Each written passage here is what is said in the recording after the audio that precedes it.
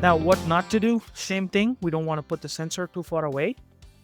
One of the things that is not really evident is that we don't want to put the plane of motion of the waveguide at anything other than 90 degrees. It's not this angle between the entry and the exit span that needs to be 90 degrees. It's actually the angle of the plane of motion of the waveguide and the exit roller. That's what determines whether you're going to have a twisting action or not. When you have something like that, you're going to introduce bending in the span.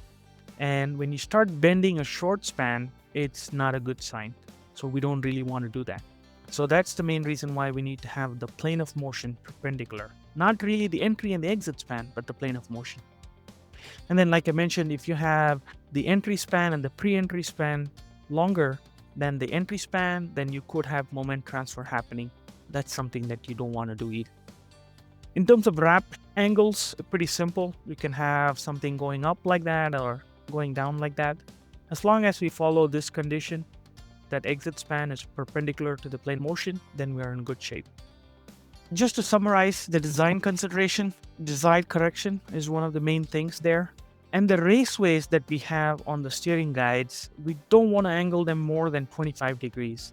So anywhere between 5 to 20 degrees would be the ideal one. In terms of installation, steering guide is a lot more complicated to install. You have to consider the stiffness of the web, the entry span length.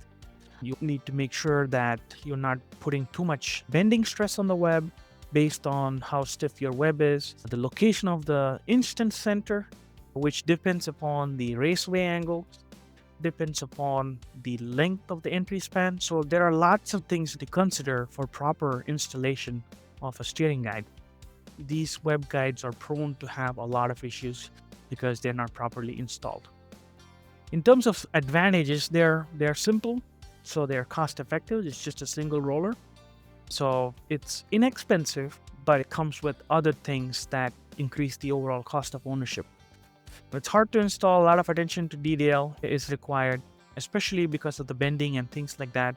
Loss of traction or anything like a moment transfer occurring can actually amplify the error. So a poorly installed or poorly designed steering guide can actually produce error, amplify the error than what it's intended to do.